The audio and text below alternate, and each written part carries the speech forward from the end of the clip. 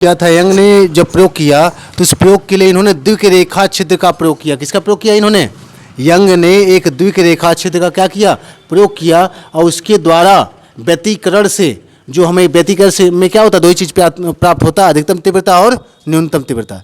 तो इन्होंने व्यतिकरण की घटना का क्या किया?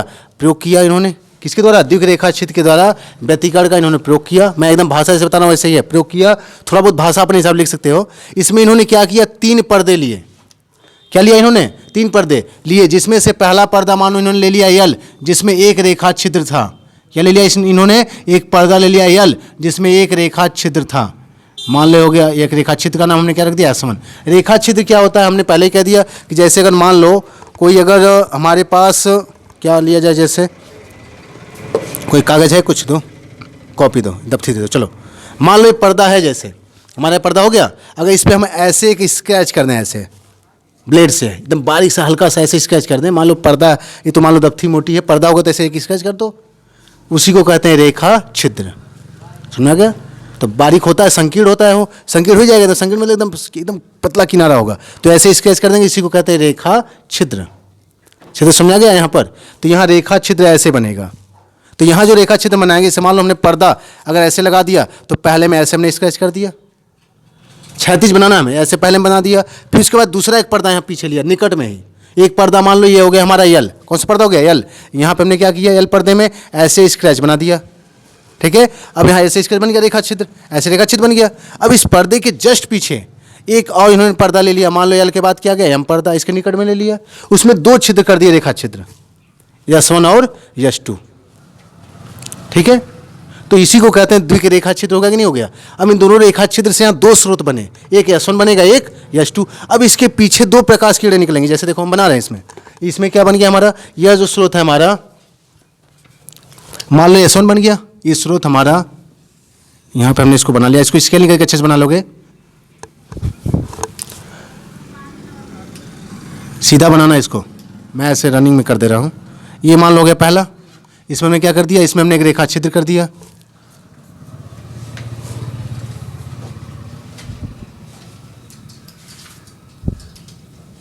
एक रेखा छिद्र हो गया, ये हो गया हमारा S1 हो गया। इसी के समीप में कि ठीक है, इन्होंने क्या किया? 3 पर्दा लिया, जिसमें पहला पर्दा उन्होंने क्या लिया? यल पर्दा, जिसमें क्या किया उन्होंने? एक रेखा छिद्र किया, एक रेखा छिद्र वाला। अब ऐसे भी कह सकते हो कि पहला पर्दा यल लिया, जिसमें एक रेखा छिद्र था, फिगर के साथ पढ़ोगे। दूसरा इन्होंने क्या पर्दा लिया? दूसरा पर्दा, इसके समीप में एक यम पर्दा लिया इन्होंने, इसके समीप में क्या लिया? एक यम पर्दा लिया। नाम तो कुछ देना पड़ेगा कि ना, टेढ़ा मेढ़ा हो जा रहा है, कोई दिक्कत नहीं, बना लोगे सीधे ना। एक दूसरा पर्दा इन्होंने ले लिया,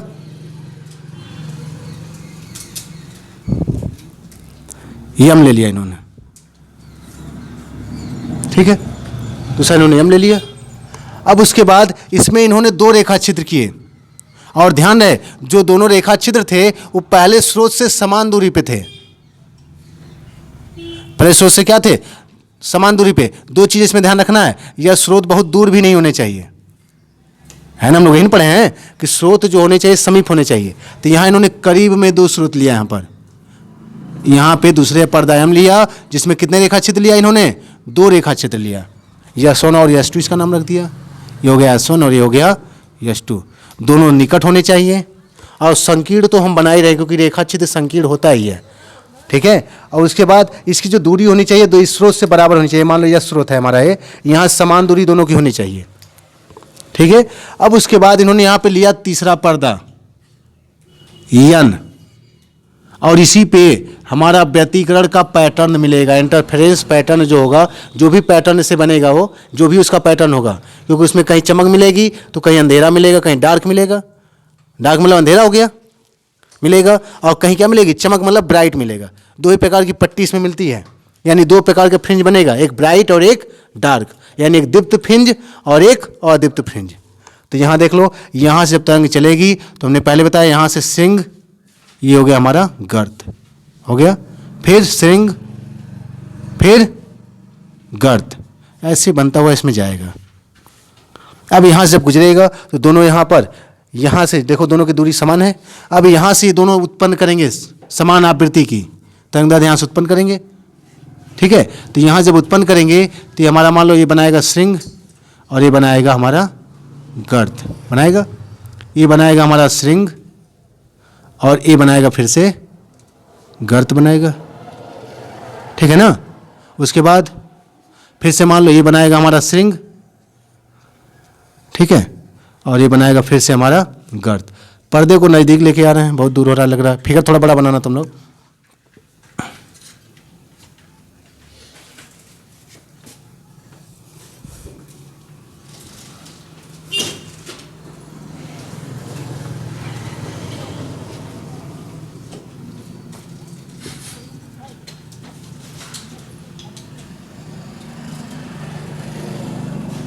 ठीक है, समझा ना। जो डॉट डॉट लाइन है वो किसको दिखा रही है, वो गर्त को, और जो पूरी लाइन है वो हमारी स्ट्रिंग को दिखाएगी।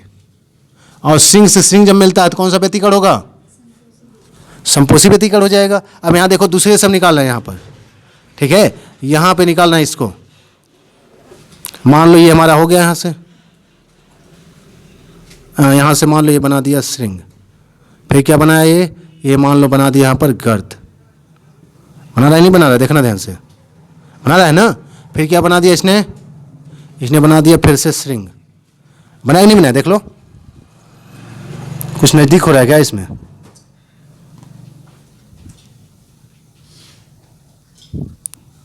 लंगड़ा प्रकार से बराबर करके बनाओगे, प्रोजेक्टर बनाना है उसको बराबर करके।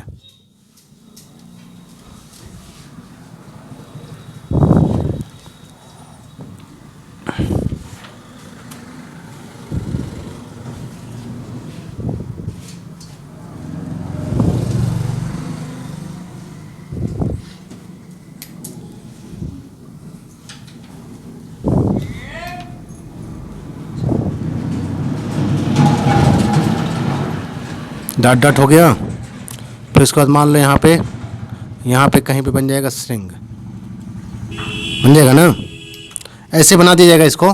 फिर यहाँ से ये बनाएगा हमारा डॉट डॉट, फिर से ये डॉट डॉट ऐसे बना देगा, ऐसे ही बनता चला जाएगा, ठीक है। तो बना लेना इसमें और इसमें आगे करके इसको थोड़ा सा बड़ा, ज़्यादा बड़ा मत बनाना। दो चीज़ों को इसमें ध्यान रखोगे, यहाँ स्रोत दोनों बराबर दूरी पर हो। इससे क्या होगा देखो, जैसे मान लो ध्यान देना, हम बनाने जा रहे हैं इसमें कैसे कैसे इसमें पट्टियाँ बनेंगी। पट्टी थोड़ा सा ध्यान दे लो। जैसे मान लो यहाँ पर मिल गया स्ट्रिंग, स्ट्रिंग मिला कि नहीं मिला, ठीक है। तो यहाँ पे बनेगा हमारा उजाला रहेगा, तीव्रता अधिक रहेगी, स्ट्रिंग स्ट्रिंग मिल गया। फिर उसके बाद यहाँ देखो एक गर्त गर्त मिला कि नहीं मिला, यहाँ पर ये गर्त गर्त है ना यहाँ पर। तो यहाँ पर हमें फिर से यहाँ पे भी क्या मिलेगा, उजाला, क्योंकि जहाँ स्ट्रिंग स्ट्रिंग मिलते हैं और गर्द गर्द मिलते हैं, वो हमारा क्या होता है, वहाँ पर संपोषी व्यतिकरण होता है। फिर देखो यहाँ पर ये क्या मिल गया, स्ट्रिंग स्ट्रिंग मिल गया यहाँ पर, ठीक है। उसके बाद यहाँ देखो क्या मिलेगा, यहाँ पर गर्द गर्द मिल गया, नहीं मिल गया है। तो ये हमारा अगर ध्यान से देखो तो ये हमारा सीधे वैसे मिलना चाहिए। फिलहाल मान लो हमने कलाकारी अच्छी की है क्योंकि सेटिंग करने में एक्सपर्ट है हम, ठीक है। अब देखो एकदम बीच में देखो मिल गया नहीं मिल गया, दीप्त फ्रिंज, ये केंद्रीय फ्रिंज है हमारा, ये मिल गया। दीप्त को हम लिख रहे हैं इसको बी से, बी का मतलब होता है ब्राइट, ब्राइट फ्रिंज है, यानी अगर हिंदी में कहें तो दीप्त पट्टी हो गई है। पर यहाँ पट्टी की जगह तुम लोग फ्रिंज ही लिखना, इसको दीप्त फ्रिंज लिखोगे, ब्राइट मिलेगा। देखो प्रकाश प्रकाश है, हमें इस पट्टी पे यहाँ सीधे में पट्टी मिलेगी, एकदम चमकती हुई एकदम मिलेगी। यहाँ व्यतिकरण घटना घटी है। उसके बाद इसको दूसरा उठाओ, देखो यहाँ पे दोनों कौन मिले हैं, यहाँ पे देखो एक हमारा श्रृंगार आ रहा है, इधर सामने से गर्त आ गया, तो यहाँ पे जो मिलेगा अंधेरा हो जाएगा। यहाँ पे एक वाली प्रकाश मान लो यहाँ से ला रहे हैं, एक वाली मतलब एक रंग की होगी तो तरंगदायी आवृत्ति सेम सेम होगी सबकी, क्लियर है ना। ये अंधेरा बनेगा। फिर यहाँ देखो यहाँ श्रृंग मिल गया गर्त से, यहाँ पे भी क्या बनेगा, अंधेरा। यहाँ पे श्रृंग से क्या मिल गया, गर्त, यहाँ पे भी क्या बनेगा, अंधेरा। ऐसे ही इधर बनता चला जाएगा, ये ऐसे ही डाट डाट करके इधर बनाते चले जाओगे। एक और बना लेना इधर कहीं, ठीक है। इसकी लाइनिंग यहाँ पे हो गई, एक लाइनिंग इधर से कहीं से बन जाएगी, इस वाले की यहाँ से एक लाइनिंग और बना लेना, इसी वाले की एक बना है ना, एक लाइन एक डाट डाट बना है, एक और बना लेना इसमें।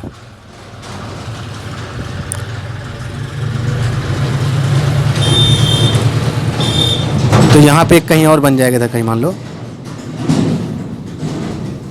मान लो इधर से हमारा एक आ जाएगा लाइनिंग यहाँ पे, बना लेना, ऐसे बन जाएगा। तो ये हमारा कहने वाले जैसे एक ये क्या बनेगा, ये हमारा बन जाएगा डी। क्या बन जाएगा ये डी बन जाएगा हमारा, ठीक है ना। इसके बाद देख लो, फिर इधर आ जाओ, ये क्या बनेगा, देखो सिंह सिंह दिख रहा है क्लियर ये। तो यहाँ पे बनेगा हमारा ये प्रकाश होगा यहाँ पर। फिर इधर आ जाओ, ये क्या मिल गया, देखो अधिप्त, वो क्या मिल जाएगा इसमें, गर्द गर्द मिल गया, ठीक है। फिर उसके बाद असल में फिगर इसमें थोड़ा सा डैमेजिंग हो गया है, तो फिर इसके बाद क्या मिलना चाहिए,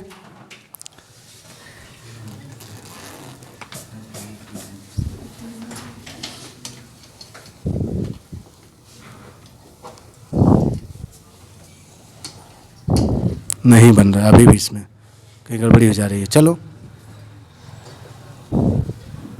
तुम लोग बनाना इसको, ठीक है ना। तो ये हमारा बन जाएगा ऐसे, इसको हम ऐसे करके छोड़ दे रहे हैं इसमें, ठीक है ना, ऐसे इसको छोड़ दे रहे हैं हम। इधर मान लो बन जाएगा हमारा इधर बी। ऐसे ऊपर आ जाओ, थोड़ा सा ऊपर देख लीजिए एक बार, क्योंकि ऊपर स्रोत है, इधर हमने ट्राई नहीं किया। ऊपर देख लो, ये हमारा बनेगा, कहाँ गया, सब खो गए इसी में, है कि नहीं है। यहाँ पर ये बनेगा श्रृंगार्थ, बनेगा ना, श्रृंगार्थ हो गया। फिर उसके बाद ये भी हो गया श्रृंगार्थ, ये भी क्या हो गया श्रृंगार्थ। ऐसे मान लो इधर भी कहीं बन जाएगा,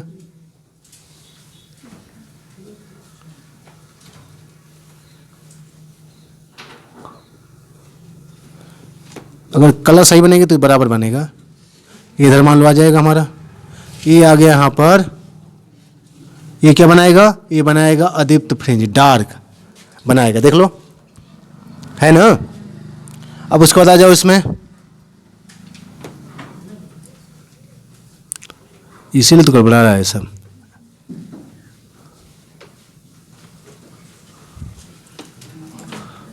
ये वाला कुछ ज़्यादा छोटा हो गया इसमें। चलो इसको देख लो, ये हमारा हो जाएगा, मान लो इसमें ये हमारा हो गया गर्त गर्त, यहाँ पर ये गर्त गर्त हुआ ना, ये हो गया गर्त गर्त। तो यहाँ पे हो गया मान लो ये प्रकाश मिलेगा। इधर देख लो, ये भी हमारा सिंह सिंह है ना। फिर इधर आ जाओ, ये गर्द गर्द बन गया।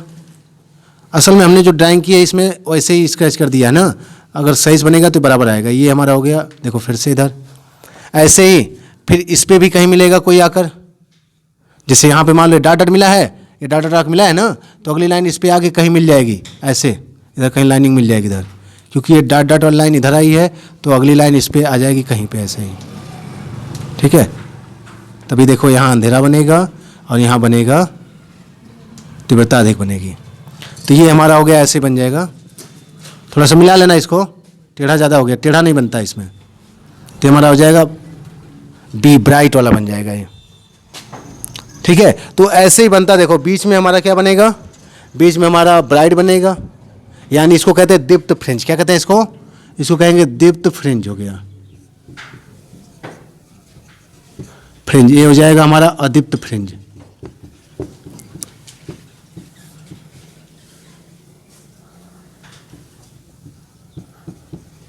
ये क्या हो गया हमारा दीप्त फ्रिंज।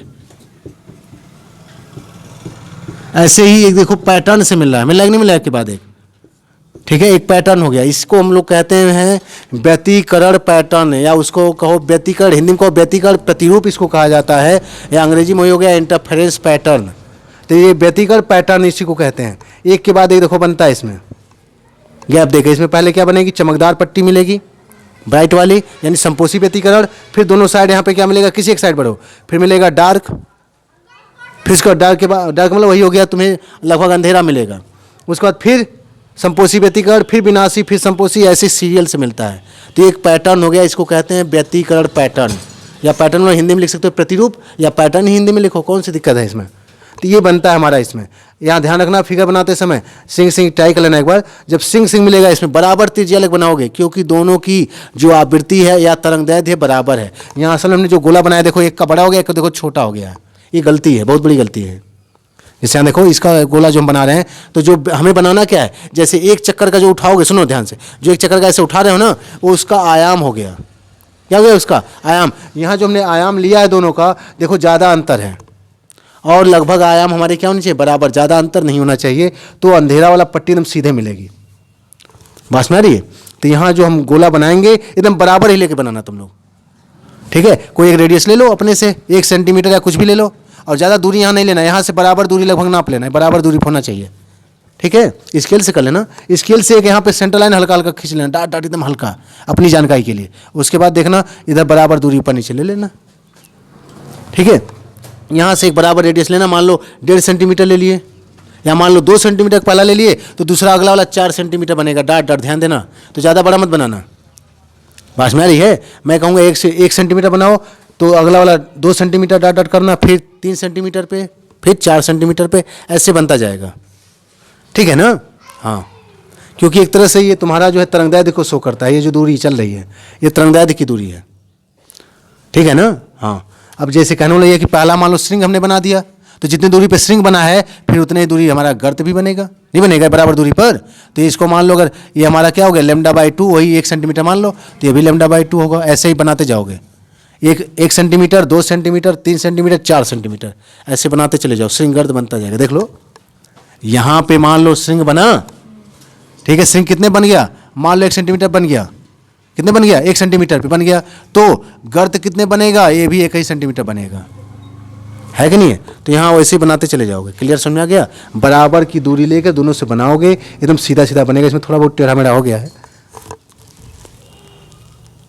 इसमें सबसे पहले क्या करोगे, इसमें बताओ उन्होंने क्या क्या लिया, लिखोगे यंग ने क्या किया, द्विक रेखा छिद्र से व्यतिकरण के पैटर्न का क्या किया, इन्होंने प्रयोग किया, जिसमें उन्होंने क्या किया, एक यल पर्दा लिया जिसमें एक रेखा छिद्र यस लिया, ठीक है। उसके बाद इसके निकट में एक दूसरा पर्दा क्या लिया, यम लिया, जिसमें 2 रेखा छिद्र किए, S1 व S2 किए, S2 होता है या किया उन्होंने लिख सकते हो, या 2 छिद्र होते हैं जो यस के सीध में न होकर, यस के सीध में न होकर उससे ऊपर तथा नीचे होते हैं और यस से समान दूरी पर होते हैं। क्लियर आ गया सुन में?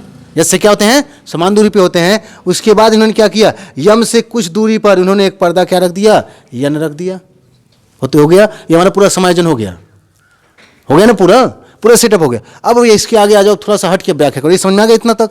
अब इसके बाद इसके आगे हम क्या लिखते हैं इसमें कि जब यश स्रोत से क्या किया था, एक वड़ी प्रकाश, एक वड़ी प्रकाश में क्या होता है, एक रंग का, जिसका मतलब होता है कि उसकी आवृत्ति या तरंगदैर्घ्य क्या होगी, बराबर। क्योंकि आवृत्ति भले ही समान हो, पर अगर तरंगदैर्घ्य हमारा, वैसे आवृत्ति अलग अलग हो जाती है। जब रंग बदलेगा प्रकाश का, सूर्य के प्रकाश में कई रंग आते हैं, जैसे मुख्य रूप से 7 आते हैं मान लो दृश्य वाले में, उसके अलावा पराबैंगनी भी होता है। तो अलग अलग प्रकाशों में, अलग अलग वर्णों में अलग अलग तरंगदैर्घ्य होती है, अलग अलग आवृत्ति होती है। चाल सभी बराबर होती है एक माध्यम में, लेकिन आवृत्ति और तरंगदैर्घ्य क्या होती है, अलग अलग। तो एक वर्णी प्रकाश इसमें लिखोगे, जब यश स्रोत से क्या किया जाता है, एक वर्णी प्रकाश यहाँ से भेजा जाता है, तो S1 S2 से होकर S1 S2 क्या करते हैं, एक जब यहाँ पे श्रृंग गर्त होते हुए S1 से जब एक वर्णी प्रकाश कहाँ जाता है, S1 व S2 स्रोत पे जाता है, तो S1 व S2 खुद नए स्रोत की भांति कार्य करते हैं। किसकी भांति कार्य करते हैं, नए स्रोत की भांति कार्य करके यहाँ पे क्या करते हैं, ये द्वितीयक तरंगिका उत्सर्जित करते हैं। ऐसे रहने दो, मत इसको मत लिखो, व्याख्या में नहीं लिखोगे, ये अंक का प्रयोग कर रहे हैं हम लोग ना। तो यहाँ लिखो, जब यश से एक वर्णी प्रकाश प्रवाहित किया जाता है, तो S1 S2 से गुजरने के पश्चात यन पर क्रमशः क्या होता है प्रकाश हमारा, दीप्त व अदीप्त फ्रिंज क्या होती है इसमें, एकांतर क्रम में, किस क्रम में, एकांतर मतलब एक के बाद। तो यहाँ पे जब प्रकाश एक वर्णी प्रवाहित करते हैं, यहाँ से भेजा जाता है, तो यन पर्दे पर एकांतर क्रम में क्रमशः दीप्त व अदीप्त फ्रिंज की क्या होती हैं, पट्टियाँ बन जाती हैं, जिन्हें हम लोग क्या कहते हैं, जिन्हें क्रमशः दीप्त फ्रिंज को B से दिखाते हैं, B से प्रदर्शित करते हैं, तथा अदीप्त फ्रिंज को किससे प्रदर्शित करते हैं, D से। ये एकांतर क्रम में और समान चौड़ाई में बनती हैं। किस प्रकाश को भेजने पर, एक वर्णी प्रकाश को भेजने पर, यहाँ से एक वर्णी प्रकाश जब यहाँ से यश स्रोत से भेजा जाता है, तो यहाँ यन पर्दे पर एकांतर क्रम में एक समान चौड़ाई में दीप्त फ्रिंज व अदीप्त फ्रिंज क्रमशः बन जाते हैं, जिसमें दीप्त फ्रिंज को B से दिखाया जाता है, B से, तथा अदीप्त फ्रिंज को हम लोग D से क्या करते हैं, इसको प्रदर्शित किया जाता है। समझ में आ गया कि नहीं आ गया। तथा एकांतर क्रम में व्यतिकरण का यह रूप, व्यतिकरण 2 ही बनता है, यही B और D बनता है। तो व्यतिकरण के इस प्रतिरूप को या इस एकांतर क्रम को हम लोग क्या कहते हैं, विवर्तन प्रतिरूप कहते हैं, या वही विवर्तन पैटर्न कहते हैं। ठीक है, विनाशी व्यतिकरण तथा संपोषी व्यतिकरण का इस एकांतर क्रम में व्यवस्था जो हमें प्राप्त हो रही है, इसी घटना को, इसी प्रतिरूप को या इसी एकांतर क्रम को हम लोग क्या कहते हैं? विवर्तन पैटर्न कहते हैं, सॉरी व्यतिकरण पैटर्न कहते हैं, या हिंदी में लिखो हुआ व्यतिकरण प्रतिरूप कहते हैं। इसको समझ में आया कि नहीं आया? इसमें देख लो क्या यहाँ पे सबसे पहले हमने कहा यंग के प्रयोग में यही शुरू को, पहले इसके सभी बता दो क्या क्या इसमें लगाया गया है, क्या क्या यहाँ रखा गया है उसको बताओ। तो इसमें लिखोगे यंग ने क्या किया? द्विरेखा छिद्र के द्वारा व्यतिकरण प्रतिरूप का क्या किया? इन्होंने प्रयोग किया। व्यतिकरण प्रतिरूप का यानी वही व्यतिकरण पैटर्न का प्रयोग किया गया। आखिर किस पैटर्न पे हमारा जो है संपोषी और विनाशी बन रहा है, ठीक है। तो उसके बाद आते हैं इन्होंने इसमें क्या किया, इतना लिखना लिखोगे इसमें उन्होंने क्या किया? 3 पर्दा लिया, ठीक है। 3 पर्दे क्या लिए? क्रमशः यल, यम और यन लिया, जिसमें पहला पर्दा हमारा क्या है? यल पर्दा, जिसमें क्या था? एक रेखा छिद्र था। एक रेखा छिद्र क्या था? यस था। अब आ जाओ इसमें दूसरा रेखा छिद्र, इसमें क्या? इसमें लिखोगे इसके समीप में, इसके निकट में एक दूसरा पर्दा क्या लिया इन्होंने? यम पर्दा लिया। क्या लिया इन्होंने? यम पर्दा लिया, जिसमें कितने छिद्र थे? 2 छिद्र S1 व S2 थे, जो इसके सीध में न होकर, जो S1 के, जो यस के सीध में न होकर इससे ऊपर तथा नीचे होते हैं, और इससे यस से समान दूरी पर होते हैं। दोनों बात है, यस से समान दूरी पर भी होते हैं और इसके सीध में भी नहीं होते हैं। हो गया क्लियर? इसके बाद एक ही चीज बचता है इसमें, क्या लिखोगे? इसके बाद लिखोगे यम से, यम के निकट में एक तीसरा पर्दा उन्होंने क्या रख दिया? यन रख दिया। बस इतना हो गया अभी व्याख्या। ये हमारा जो इसमें जो भी हमने लगाया इसका व्याख्या होगी। अब उसके बाद आगे की घटना की इसके बारे में इसमें क्या बताओगे कि जब यश स्रोत से उन्होंने क्या किया? जब यहाँ स्रोत यश से एक वर्णी प्रकाश क्या किया था? प्रवाहित किया जाता है या भेजा जाता है। जब एक वर्णी प्रकाश यश स्रोत से जाता है तो वह S1 व S2 से गुजरने के पश्चात, S1 S2 से गुजरने के पश्चात क्या करता है? यन पर्दे पर क्रमशः दीप्त और अदीप्त पट्टियाँ मिलती हैं, यानी चमकदार और अंधेरी पट्टियाँ। इसमें कुछ ऐसे स्थान होंगे जहाँ पे अंधेरा दिखेगा और कुछ ऐसा स्थान होगा जहाँ पे चमकदार स्थान मिलेगा। तो इन्होंने क्या दिया? जो दीप्त फ्रिंज बन रही थी, दीप्त फ्रिंज मतलब वही फ्रिंज मतलब पट्टी समझो, उसका नाम उन्होंने क्या रखा? उसे B से प्रदर्शित किया, तथा जो हमारा अदीप्त फ्रिंज है उसको किससे प्रदर्शित करते हैं? D से, क्योंकि D से होता है डार्क और B से क्या होता है? ब्राइट। तो यहाँ पे क्रमशः, यहाँ पे एकांतर क्रम में जब हमारे यहाँ कौन सा एक वर्णी प्रकाश है, तो क्रमशः एकांतर क्रम में हमें दीप्त तथा अदीप्त फ्रिंज प्राप्त होते हैं। और अतः इस पैटर्न को इन्होंने क्या नाम दिया? इसी को हम लोग व्यतिकरण पैटर्न कहते हैं। यानी व्यतिकरण हमारा एकांतर क्रम पैटर्न में प्राप्त होता है। इसे हम लोग कौन सा पैटर्न कहते हैं? व्यतिकरण का पैटर्न इसी को कहते हैं या प्रतिरूप कहते हैं। क्लियर समझ में आ गया? अभी भी कुछ डाउट है इसमें? ये इतना हो गया। इसके बाद व्याख्या इसकी सुन लो। तुम्हें फ्रिंज की परिभाषा लिखने की इच्छा, फ्रिंज किसे कहते हैं? तो इसमें यही लिख सकते हो कि इसमें एकांतर क्रम में, ठीक है, चमकदार तथा काली पट्टियाँ प्राप्त होती हैं। चमकदार तथा काली पट्टियाँ प्राप्त होती हैं। इन पट्टियों को हम लोग फ्रिंज कहते हैं, यानी फ्रिंजे कहते हैं। फ्रिंज मतलब प्लूरल नंबर हो गया, बहुवचन, ठीक है। व्यतिकरण के पैटर्न में यहाँ पे जब हमारा प्रकाशीकरण एक वर्णी प्रकाश जब यहाँ से यश स्रोत से जब गुजरता है, यहाँ से चलता है यहाँ से, तो S1 S2 से गुजरकर यन पर्दे पे क्या करता है? क्रमशः हमें समान चौड़ाई की, ठीक है, चमकदार तथा काली पट्टियाँ उस पर पड़ती हैं, दिखाई देती हैं, जिन्हें क्या कहते हैं? जिन्हें हम लोग फ्रिंजे कहते हैं। इन पट्टियों को क्या कहते हैं? इन्हीं पट्टियों को फ्रिंजे कहते हैं। तो फ्रिंज भी हो गया हमारा, यहीं में लिख सकते हो। उसके बाद लिख दोगे जो काला स्थान होता है उसको हम लोग D से प्रदर्शित करते हैं, डार्क, ठीक है। और जो हमारा वही ब्लैक स्पॉट जो होगा तो वहाँ पे क्या हो जाएगा? D हो जाएगा। और जो चमकदार स्थान होता है वहाँ पे उसको B से प्रदर्शित करते हैं।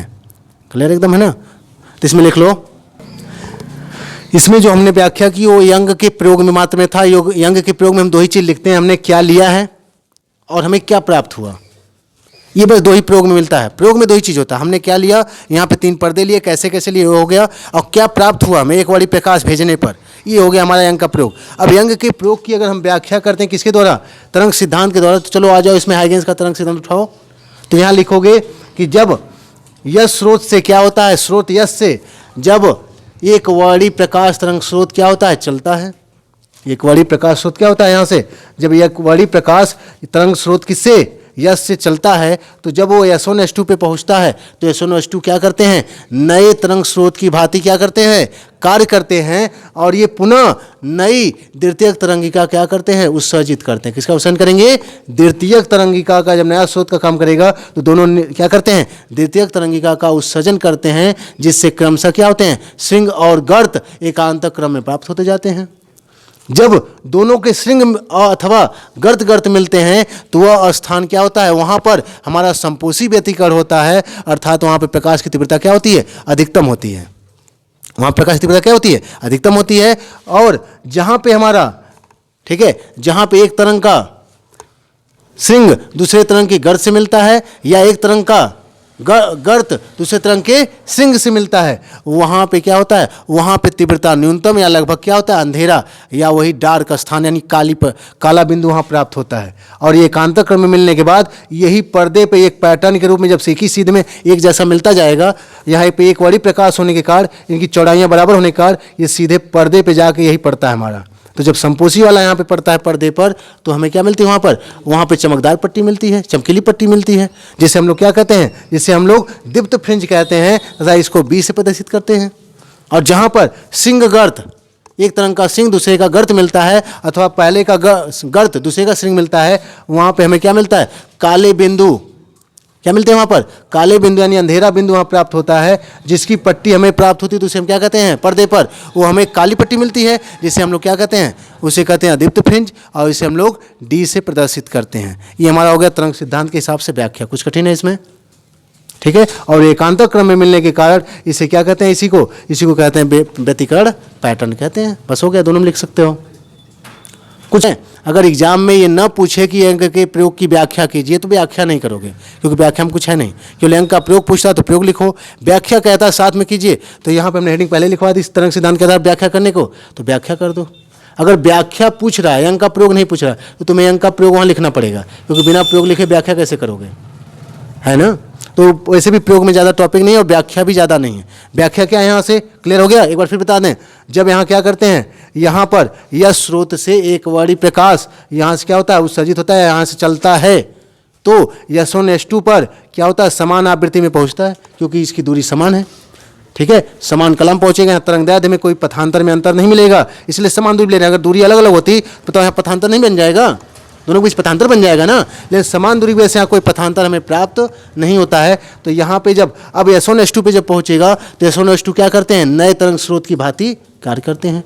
और जब नए तरंग स्रोत की भांति कार्य करते हैं तो ये क्या करेंगे, द्वितीयक तरंगिका का उत्सर्जन करेंगे, जो इस माध्यम में उसी चाल से आगे बढ़ेगा, ठीक है, जो क्रमशः फिर से वही तरंगदैर्ध्य या वही आवृत्ति के साथ, उसी आवृत्ति के साथ क्या करेगा, फिर से श्रृंग और गर्त बनाता है, जिसमें दोनों स्रोतों के अगर श्रृंग या गर्त मिलते हैं तो वह बिंदु क्या हो जाता है, वह भी उस बिंदु पे तीव्रता अधिकतम होती है, यानी वहाँ पे क्या होता है, वहाँ पे संपोषी व्यतिकरण होता है, ठीक है। और जब एक तरंग का गर्त और दूसरे तरंग के श्रृंग से मिलता है तो वहाँ पे क्या होता है, वहाँ पे अंधेरा अर्थात वहाँ पे काला बिंदु प्राप्त होता है। यही बिंदु आगे चल के क्या करते हैं, कई बिंदुओं का समावेश होने के पश्चात यन पर्दे, ऐसे कई बिंदु बनते जाएंगे। तो जो पर्दा होता है समावेश होने के पश्चात पर्दे पे हमें दीप्त फ्रिंज और दीप्त पट्टियाँ, मतलब क्या होगी, चमकीली पट्टियाँ तथा काली पट्टियाँ उस पर एकांतर क्रम में मिल जाती हैं। अब जो हमारी चमकीली पट्टियाँ हैं, इन्हीं पट्टियों को हम क्या कहते हैं, फ्रिंज कहते हैं, और चमकीली पट्टी को दीप्त फ्रिंज जिसे बी से प्रदर्शित करते हैं, और काली पट्टी को अदीप्त फ्रिंज कहते हैं जिसे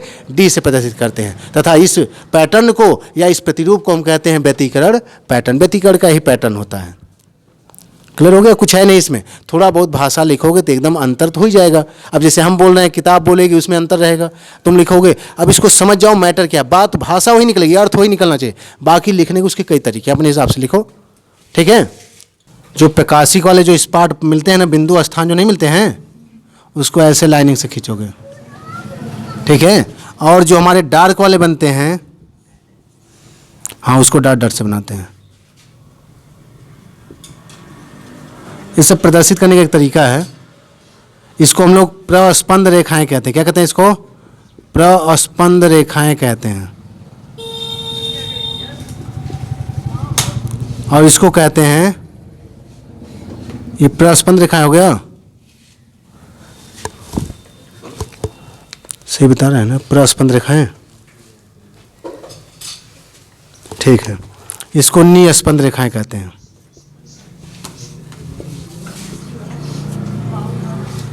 जो हमें यहाँ पे समझी रहे हो बिंदु कैसे मिलता है, सिंह और गर्द मिलने से जो स्थान जहाँ चमक अधिक मिलती है उन बिंदुओं को मिलाने वाली रेखा प्रस्पंद रेखाएं कहलाती हैं।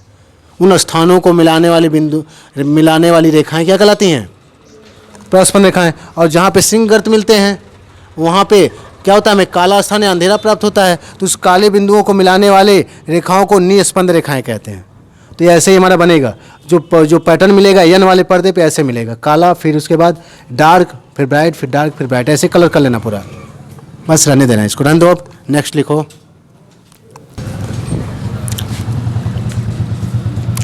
यहाँ पे हमारा हो गया, ये हो गया हमारा यहाँ पे पर्दा, जो एन अभी हमने बनाया था, हो गया ना पर्दा, ठीक है। इधर हमारा हो गया दूसरा वाला पर्दा, ये एन था पर्दा, ठीक है। उसके बाद यहाँ पे हमने क्या बनाया था, यहाँ पे हमारा ये हमारा एम पर्दा हो गया, यहाँ पे हो गया हमारा, ये हो गया यस, एल हो गया, जो भी पर्दा है। यहाँ पे एक स्रोत हमारा था, यहाँ पे मध्य बिंदु, रुक जाओ थोड़ा सा स्पार्ट करने दो इसको हम डॉट कर रहे हैं इसको। ये बहुत इंपॉर्टेंट हेडिंग है, क्योंकि फ्रिंज की चौड़ाई नाप कर हम लोग किसी प्रकाश की तरंगदैर्घ्य ही पता कर सकते हैं, नहीं तो और कोई साधन नहीं तरंगदैर्घ्य पता करने का। यहाँ हम लोग तरंगदैर्घ्य को ज्ञात कर सकते हैं फ्रिंज की चौड़ाई नाप कर। फ्रिंज की चौड़ाई क्या होती है, यहीं से नापेंगे, यहाँ सारे फ्रिंज चौड़ाई क्या होगी। जैसे मान लो कोई यक्स वाली, जैसे मान लो यहाँ पे हम बना देना, जैसे मान लो ये हमारा ओ बिंदु हो गया, ये मध्य वाला होता है, हमने बताया भी था, है ना। यहाँ पे मान लो कोई बिंदु P है, जहाँ पे यक्स, यहाँ पे हमने दूरी ले लिया, यक्स दूरी पे कोई फ्रिंज बन रहा है, ध्यान देना। तो यक्स दूरी पे अगर कोई फ्रिंज बन रहा है, मान लो एमओ फ्रिंज बन गया, कौन सा फ्रिंज बना, एमओ। तो जब एमओ फ्रिंज बनेगा, एमओ फ्रिंज, तो इसके बाद कौन सा बनेगा, M+1 फ्रिंज बनेगा, है कि नहीं। तो दोनों के बीच में जो पट्टी होगी, यहाँ M+1 के बाद है ये, और M+1 इधर है, एमओ इधर है, ये बीच की जो चौड़ाई होती है, यही हमारी फ्रिंज की क्या कहलाती है, चौड़ाई कहलाती है कि नहीं। मान लो यहाँ से XM दूरी पे शुरू है, कहाँ शुरू है, XM दूरी पर, और यहाँ कहाँ पे है, यहाँ से M+1 शुरू हो जा रहा है, ध्यान देना। यहाँ से X+1 फ्रिंज शुरू हो रही है, और यहाँ तक कौन है, यहाँ से एमओ शुरू हो रहा है, और यहाँ से कौन शुरू हो गया, M+1 फ्रिंज। फ्रिंज समझ रहे हो, पट्टी। मान लो जैसे यहाँ से अगर हम देखें तो यहाँ से जो है मान लो 9वां फ्रिंज शुरू हुआ, 9वां फ्रिंज मान लो यहाँ शुरू हो गया, देखना एग्जाम्पल ऐसे, 9वां फ्रिंज मान लो यहाँ शुरू होता है XM दूरी पर, X9 पे। यहाँ पे क्या हो गया, 10वां फ्रिंज मान लो यहाँ शुरू होता है, कहाँ पे, X10 पे, 10वां फ्रिंज मान लो शुरू होता है। तो बताओ इसकी चौड़ाई कितना हो गई, इसकी चौड़ाई हो जाएगी X10 - X9। मान लो ऐसे देखो, यहाँ से मान लो कोई 9वां फ्रिंज है, यहाँ से शुरू होता है ना। मान लो 9वां फ्रिंज है X9 दूरी पे, यहाँ से X9 दूरी पर 9वीं फ्रिंज शुरू होती है, 9वीं पट्टी शुरू होती है। उसके बाद X10 पे मान लो यहाँ से 10वीं पट्टी शुरू होती है। तो यहाँ इसका मतलब इस पट्टी की चौड़ाई कितनी हो गई, फ्रिंज मतलब क्या होता है, पट्टियाँ ही होती हैं, तो पट्टी की चौड़ाई कितनी हो गई, यहाँ X10 है, यहाँ से दूरी यहाँ तक की, X9 है, तो जाएगा X10 - X9। तो हम ऐसे निकालेंगे, और जब फ्रिंज की चौड़ाई जब इसमें निकल जाएगी फ्रिंज की, तो उसके बाद हम यहाँ पे निकाल सकते हैं। यहाँ देखो हमारा स्रोत, यहाँ बीचों बीच हमने बताया स्रोत कौन था, यस था। यहाँ से बराबर दूरी पे हमने क्या ले लिया, बराबर दूरी पे ये हो जाएगा S1 और S2 हो जाएंगे, ये हो गया S1 और ये हो गया हमारा S2, ठीक है। ये हो जाएगा S1 और ये हो गया हमारा S2। हमने मान लिया दोनों के बीच की दूरी स्मॉल d हो गई, दोनों के बीच की दूरी कितना हो गई, ये हो गई स्मॉल d हो गई। यहाँ पर इन दोनों के बीच की दूरी को हमने स्मॉल d मान लिया, ठीक है। दोनों के बीच की दूरी स्मॉल d हो गई। और पर्दा, ये जो दोनों पर्दे हैं इनके बीच की दूरी हमने मान लिया, मान लो दूरी कैपिटल D हो गई इनके बीच की, ठीक है। अब यहाँ पे बिंदु P पे हमने मान लिया कोई फ्रिंज हमारा बन रहा है, कोई भी फ्रिंज बन रहा है, तो यहाँ से इसको मिलाएंगे, यहाँ से इसको मिला दे रहे हैं,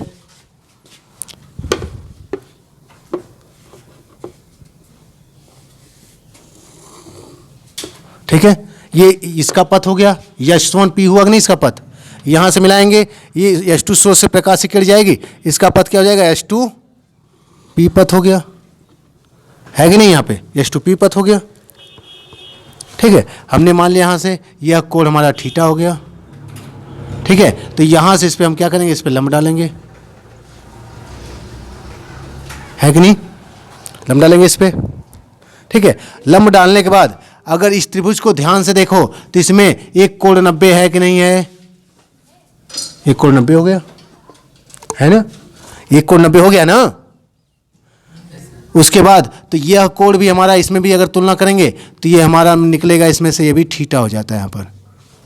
ठीक है, अब देखो यहाँ पर अगर हम देखेंगे यहाँ पे पथांतर, हम मान लेंगे यहाँ पे, माना हमारा यश कोई एक स्रोत है जिससे एक वाली प्रकाश चलता है, जिससे समान दूरी पे दो स्रोत क्या है, निकट स्रोत S1 S2 हैं, जिनके बीच की दूरी क्या है, स्मॉल d है। इनसे गुजरने के बाद द्वितीयक तरंगिका चलती है, जो बिंदु कहाँ पे मिलती है, किसी पर्दे पर, बिंदु P पर मिलती है।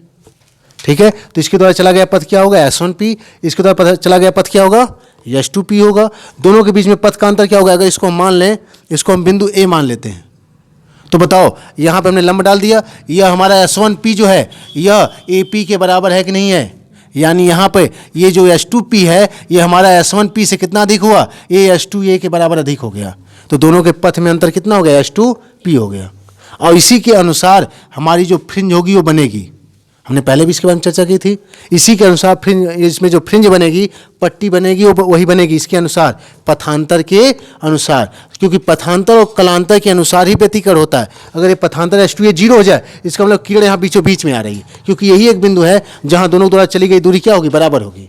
यहाँ पथांतर शून्य हो जाएगा, तो यहाँ पर हमें क्या मिलेगा, यहाँ पर हमें मिलेगा संपोषी। अगर दोनों के अंदर जो दोनों के पथ हैं उसमें अंतर लैम्डा के बराबर हो गया, तरंगदैर्घ्य के बराबर हो गया, तरंगदैर्घ्य के बराबर हो गया, तो वहाँ पे हमें क्या मिलेगा, संपोषी व्यतिकरण, वहाँ चमकदार पट्टी B मिलेगी। और अगर λ/2 बनता है तो विनाशी व्यतिकरण बनेगा। तो इसी अनुसार यही H2A जो पथांतर है, इसी के अनुसार हम यहाँ पे गणना करेंगे कि दीप्त फ्रिंज कहाँ बनेगी और अदीप्त फ्रिंज कहाँ बनती है। क्लियर समझ में आ गया। तो पहले हम इसकी भाषा लिखवा दें, लिख लो, इसमें भाषा लिखवा दें ना। ठीक है, हमने मान लिया यहाँ पे कि माना क्या है, चित्रानुसार से चित्र बना लोगे, माना चित्रानुसार यश क्या है, कोई प्रकाश स्रोत है। ठीक है, कोई यहाँ पे एक प्रकाश, दीप्त प्रकाश स्रोत हो गया, जहाँ से प्रकाश निकलेगा दीप्त प्रकाश स्रोत हो गया। एक रेखा छिद्र है ना, यश क्या है, एक रेखा छिद्र है, स्लिट है। तो इसके समांतर में तथा बराबर दूरियों पे इसके बगल में हमने क्या ले लिया, एक दूसरे दो स्लिट, S1 व S2 ले ली, समांतर भी लिया और बराबर दूरियों पे ले लिया। तो इससे चलने वाली जो तरंगे हैं S1 S2 से जब गुजरेंगी तो S1 S2 क्या होंगे, समान कला में होंगे। किस में होंगे, समान कला में होंगे। इसके बाद ये जब यहाँ से तरंगे उत्सर्जित करेंगे तो ये द्वितीयक तरंगिका उत्सर्जित करते हैं। द्वितीयक तरंगिकाएं हमारी जब चलेंगी तो द्वितीयक तरंगिकाओं के द्वारा हमें क्या प्राप्त होता है, पर्दे पर फ्रिंज प्राप्त होता है।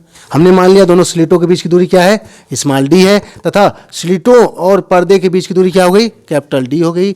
अब जब इसमें फ्रिंजें बन रही हैं तो यहाँ पे हमने दोनों स्लिटों का क्या कर दिया, लंबार्धक कर दिया, जो हमें क्या प्राप्त होता है, CO प्राप्त होता है। तो वो हमारा क्या होगा, केंद्रीय दीप्त फ्रिंज हो जाएगा, ये हमारा बीच में हो जाएगा। इसके बाद यहाँ पर हमने मान लिया कि कोई बिंदु P पर, पर्दे पर हमें कोई दीप्त फ्रिंज प्राप्त हो रहा है, जो O से कितनी दूरी पर है, x दूरी पे हो गया। O से कितनी दूरी पे हो गया, x दूरी पे हो गया। ठीक है, अब यहाँ पे हमने मान लिया यहाँ से ये कोण केंद्रीय, यहाँ C वाले से कितना कोण बना रहा है, थीटा, तो ये भी कोण कितना बनाएगा, थीटा। अब इस बिंदु P पर चलने के लिए प्रकाश को अलग अलग पथ चलना पड़ेगा, S वाले को S1P चलना पड़ेगा और S2 वाले को S2P चलना पड़ेगा। दोनों को भिन्न भिन्न दूरियां चलनी पड़ेंगी, दोनों की दूरियां भिन्न भिन्न चलनी पड़ेगी। इसको S1P चलना पड़ेगा, इसको S2P। अगर यहाँ S1 से यहाँ पे, तो बताओ पथांतर कितना हो गया, यहाँ पथांतर हो जाएगा, चूंकि यहाँ से लिखोगे S1 S2 से चलने वाले प्रकाश को विभिन्न दूरियां तय करनी पड़ती हैं। S1 वाले को S1P और S2 वाले को S2P दूरी तय करनी पड़ती है। अतः हमारा पथांतर कितना हो गया, पथांतर हमारा हो जाएगा, यहाँ पर हो जाएगा S1, पथांतर हमारा हो जाएगा S2P। कौन सी दूरी अधिक दिख रही है इसमें, ऊपर बनेगा तो S2 वाले का अधिक बनेगा, S2 वाले को अधिक दूरी चलनी पड़ेगी। यहाँ से नीचे बनेगा तो S1 वाले को अधिक दूरी चलनी पड़ेगी। तो यहाँ ऊपर हम बना रहे हैं तो यहाँ पे S2P वाला अधिक दूरी है, तो S2P में से S1P को घटा देंगे, ये हो गया इसका पथांतर होगा। ठीक है, इसका पथांतर होगा। ठीक है, यदि हम क्या कर लें इसमें, अगर S1 से लंब डाल दें किस पे, H2P पे, यदि क्या कर दिया जाए,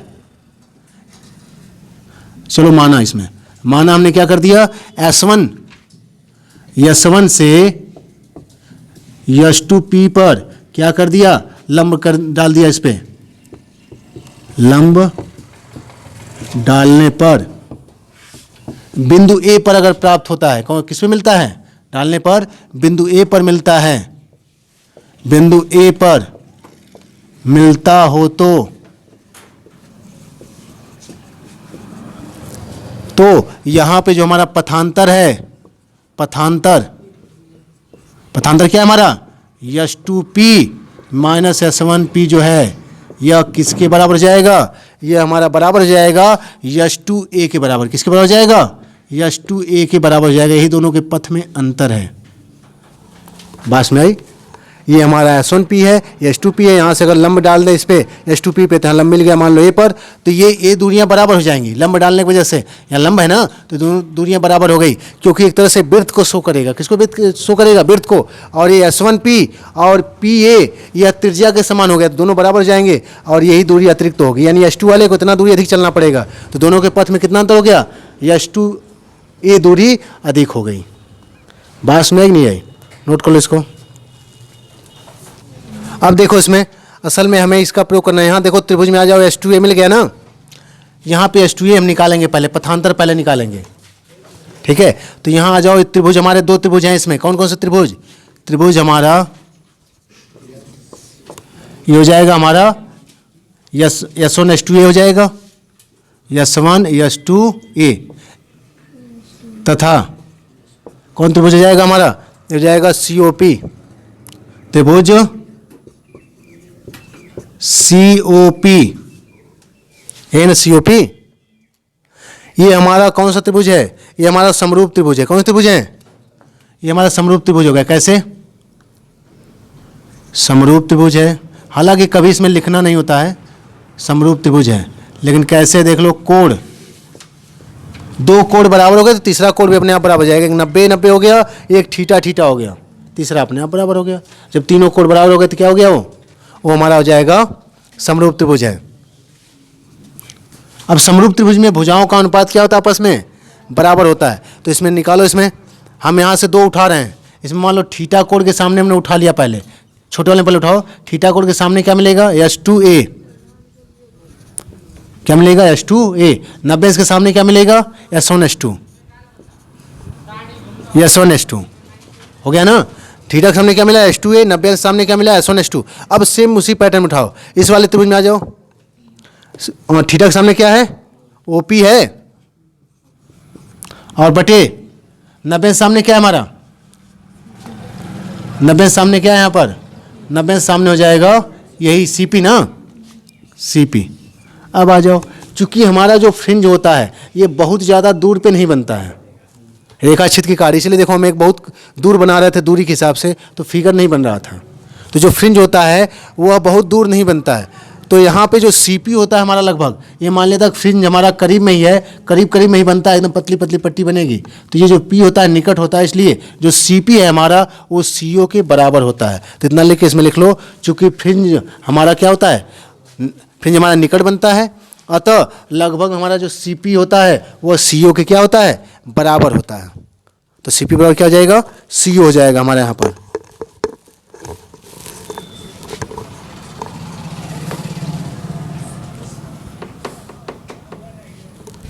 ठीक है, लिख सकते हो, चूंकि CP हमारा, CP S1 S2 की तुलना भी कर सकते हो, S1 S2 की तुलना में बहुत अधिक होता है,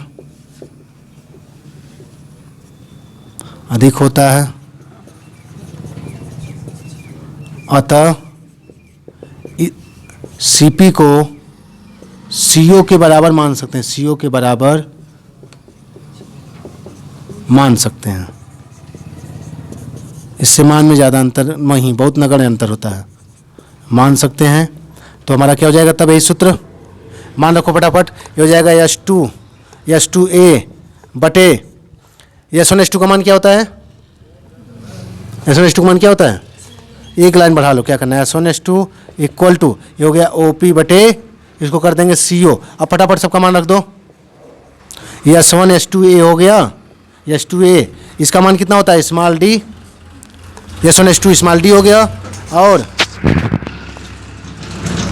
OP क्या होता है हमारा, OP कहाँ गया, OP हमारा x माना गया यहाँ पर, ठीक है। उसके बाद CO कितना हो गया, कैपिटल D। तो यहाँ से हमारा पथांतर क्या निकला, पथांतर हमारा निकल जाएगा, पथांतर हमारा निकल जाएगा S2A बराबर, ये यहाँ इसको दबेच दो तो हो जाएगा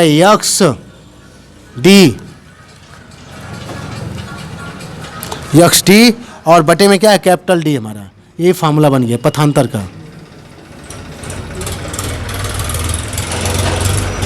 हमारा पथांतर तो इसमें निकल गया S2A XD बटे D। यह क्या स्लीटों के बीच की दूरी है या स्लीटों से पर्दे के बीच की दूरी है, ये तो मान लो ठीक है, पेट का मिल जाएगा। यहाँ बच गया X, यहाँ से फ्रिंज की दूरी है, और यहाँ पे पथांतर है। इसी पथांतर का हम प्रयोग करके यहाँ से, तो यहाँ पे देखो, यहाँ पे पथांतर, और हमें क्या मिल गया, ये X। यहीं से हम फ्रिंज की चौड़ाई पता करेंगे, और फ्रिंज की चौड़ाई से निकालेंगे हम लोग क्या, यहाँ से निकालेंगे तरंगदैर्ध्य। पहले हम पथांतर हमने निकाल लिया, पहला उद्देश्य हमारा यही है। अभी इसके बाद हम कैसे गणना करते हैं हम बता देंगे। पथांतर समझ में आ गया, यहाँ पे हमने क्या ले लिया, S2A। यहाँ से क्लियर हो गया कि ये दोनों त्रिभुज बनने के बाद S2A ही दोनों का क्या होगा, पथांतर होगा। और जब S2A पता चल गया कि पथांतर होगा, तो हमने समरूप त्रिभुज का प्रयोग करके इसको स्लीटों के बीच की दूरी और पर्दे के बीच की दूरी के रूप में हमने ला के इसका S2A का मान निकाल लिया। इसलिए पहले पथांतर निकाला, फिर त्रिभुज का प्रयोग किया, उसके बाद इसको ला दिया S2A का मान। अब S2A का जब मान निकल जाएगा तो अलग अलग स्थितियाँ हैं। हम दीप्त फ्रिंज की गणना करेंगे तो पथांतर सभी को पता है क्या बनता है। दीप्त फ्रिंज के लिए पथांतर हमारा हमेशा होता है 0, 1 लेमडा, 2 लेमडा, 3 लेमडा, ऐसे होता है पथांतर हमारा। तो वहाँ से हम इसकी चौड़ाई निकालेंगे, फ्रिंज की क्या निकालेंगे, चौड़ाई। सुना रहा, इतना नोट कर लिए सभी लोग,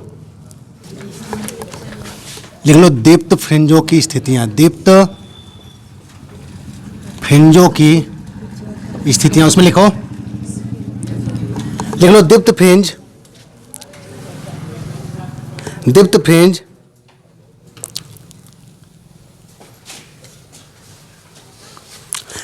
फ्रिंज प्रकाश की तीव्रता अधिकतम के कारण प्राप्त होती है। दीप्त फ्रिंज प्रकाश की तीव्रता अधिकतम के कारण प्राप्त होती है।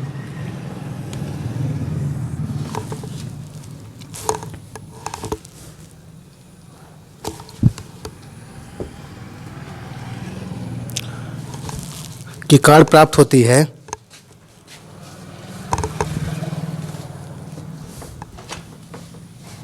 जिसके लिए प्रकाश तरंगिकाओं के बीच पथांतर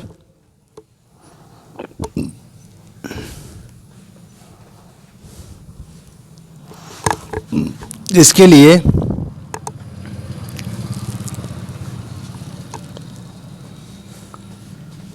प्रकाश तरंगिकाओं के बीच पथांतर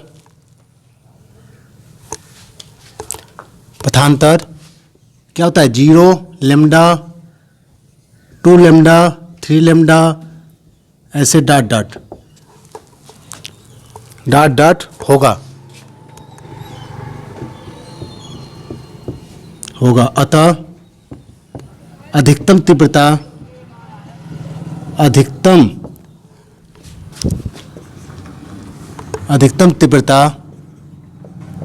या दीप्त फ्रिंज के लिए, दीप्त फ्रिंज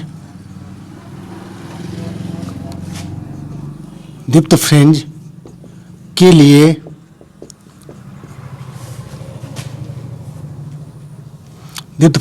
लिए पथांतर,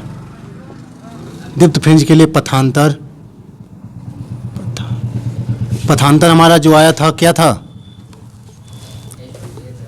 पथांतर हमारा आया था XD, यही ना है, XD बाई D। यह बराबर हो जाएगा यम लेमडा के। जहाँ देख लो, टैली करा लो, पथांतर यहाँ पे क्या होगा, यहाँ पे S2A यम लेमडा के बराबर होगा। जहाँ यम बराबर हो जाएगा वही 0, 1, 2, 3 डॉट डॉट, देख लो टैली कर रहा है नहीं कर रहा है। इसका मतलब ये है कि हमारा हमेशा पथांतर किसके लिए आएगा, अगर अधिकतम हम तीव्रता या दीप्त फ्रिंज के लिए ढूंढ रहे हैं तो यही बनना चाहिए। इसको हमने लिख दिया एम लेमडा, जहाँ एम का मान 0 1 2 3 4 डॉट डॉट हो जाएगा। 0 हुआ तो देखो ये मिल जाएगा, और 1 हो गया तो ये लेमडा मिल जाएगा, 2 हो गया तो ये मिल जाएगा। ऐसे सीरियल से मिलते जाएंगे, 0 पे मिलेगा, फिर 1 लेमडा पे, फिर 2 लेमडा पे, ऐसे मिलते जाएगा। क्लियर समझा गया? तो बताओ यहाँ पे ये जो हमारा फ्रिंज मिलेगा यक्स बराबर किस पे मिलेगा, ये एक्स बराबर डी को धबे दो, ये हो जाएगा एम लेमडा डी अपान क्या हो जाएगा यहाँ पे एक्स डी, नीचे चला जाएगा, ये हो जाएगा एक्स डी। क्या हुआ? ओह शिट, यक्स तो निकाल रहे हैं इसमें, तो यहाँ पे ये हो जाएगा हमारा, ये हो जाएगा एम डी को यहाँ भेज दो, हो जाएगा डी लेमडा अपान स्मॉल डी को इधर भेज दो, बटे में हो जाएगा। ये हमारा बन गया इसका कि यहाँ ओ से दूरी के लिए बना है, किसके लिए, ओ से दूरी के लिए बना है। यहाँ पे यक्स क्या है, ओ से दूरी है दीप्त फ्रिंज की ना, तो यहाँ दीप्त फ्रिंज की दूरी निकलेगी। अब कौन से फ्रिंज की निकाल रहे हैं, देखो पहले फ्रिंज की निकाल रहे हैं तो यहाँ पे 0 रखेंगे तो यही मिलेगा 0 दूरी पे, यानी यही मिलेगा दीप्त फ्रिंज पहला यही मिलने वाला है। दूसरा कहाँ मिलेगा, दूसरा निकालना है तो यहाँ पे क्या रखना होगा, एम बराबर 1, एम बराबर 1 रखेंगे तो उसमें मिलेगा डी लेमडा बटे डी दूरी पे मिलेगा हमें। ठीक है, अगर मान लो उन्हें पहली फ्रिंज देख लिया कितनी दूरी पे है, कहाँ पे है, तो वहाँ पे यक्स का मान रख देंगे और एम बराबर क्या रख देंगे, एम बराबर हम 1 रख देंगे। तो यहाँ पे अपने आप हल करके डी डी हमें पता ही होता है, लेमडा का मान यहाँ से निकल जाता है। ये समझ में आया, डी एक्स बराबर हो गया एम डी बटे लेमडा बटे डी। एम का मान समझ में आया क्या क्या होगा, ठीक है ना। तो यहाँ पे हम एम का मान क्या रखकर, एम का मान 0 1 2 डॉट डॉट 3 रखकर डॉट डॉट रखकर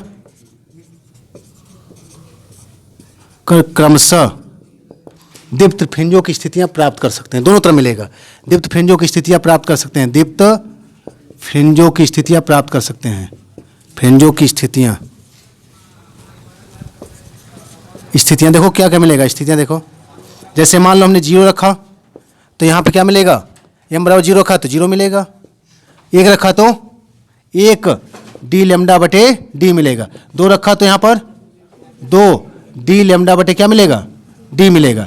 ऐसे ही डॉट डॉट यहाँ मिलेगा, देखो पहला वाला 0 दूरी पे मिलेगा, दूसरा वाला ऊपर जाओगे चाहे नीचे जाओगे, दूसरा दीप्त फ्रिंज डी लेमडा बटे डी स्मॉल डी दूरी पे मिलेगा, नीचे भी उतनी दूरी मिलेगा, ऊपर ऐसे ही फिर दूसरा किस पे मिलेगा, 2 डी लेमडा बटे स्मॉल डी पे मिलेगा, ऐसे ही 3 पे 4 पे ऐसे मिलते चला जाएगा। तो मेन फार्मूला हमारा ये हो गया, दीप्त फ्रिंज की स्थिति के लिए सूत्र है, किसके लिए है, दीप्त फ्रिंज की स्थिति के लिए सूत्र है, दीप्त फ्रिंज की स्थिति है। अभी भी हमें जो हेडिंग हमारी क्या थी, फ्रिंज की चौड़ाई नाप कर तरंगदैर्घ्य ज्ञात करना, अभी भी हम फ्रिंज की चौड़ाई तक नहीं पहुंचे, केवल फ्रिंज की स्थिति, वो भी किस फ्रिंज की स्थिति पता करेंगे इससे, दीप्त फ्रिंज की। अब इसके बाद देख लो अदीप्त फ्रिंज की स्थिति, जब इनकी स्थितियां हम पता कर सकते हैं तब उसके बाद आसानी से हम इनकी चौड़ाई निकाल सकते हैं। तो ध्यान रखना इसमें, पहले हमने क्या निकाला, पथांतर निकाला, समरूप त्रिभुज करके हमें इसमें जैसे क्या पता होना चाहिए ना कि किस सीढ़ी के बाद कौन सीढ़ी पे हमें चढ़ना है। पहले पथांतर निकालेंगे, पथांतर हमने निकाल लिया, पथांतर निकालने के बाद पथांतर का प्रयोग करके, क्योंकि चूंकि हम जानते हैं दीप्त और अदीप्त दोनों के लिए पथांतर जानते हैं, तो पथांतर बार बार रख के दीप्त और अदीप्त फ्रिंज के लिए क्या निकालेंगे, उनकी स्थितियां निकाल लेंगे। अब जब स्थितियां निकल जाएगी इसके बाद हम निकालेंगे फ्रिंज की चौड़ाई। तो इसमें अगला लिख लो अदीप्त फ्रिंजों की स्थितियां, यहीं पे इसको अ बना लो, ठीक है। और सेम उसमें क्या लिखे हो, उसमें सबसे पहले उसमें लिखे हो, जो भी लिखे हो उसका उल्टा लिख लो, रिवर्स।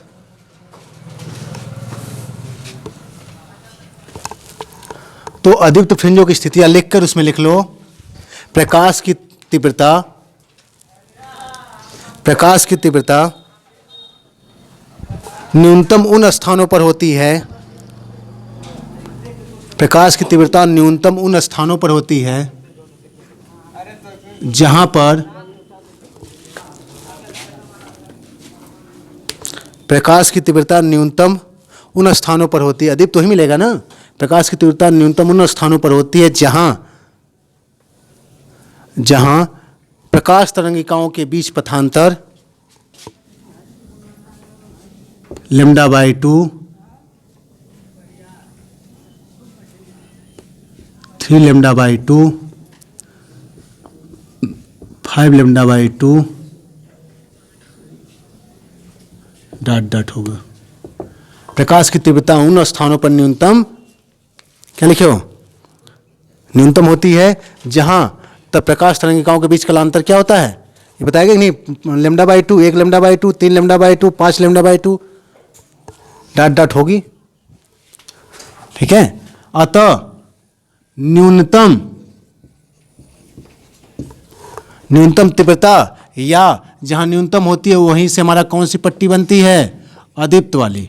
तो अदीप्त फ्रिंज के लिए, ठीक है, पथांतर जो हम लिखेंगे यहाँ पर देखो, एक्स डी बाई डी तो हमारा इससे निकला ही है।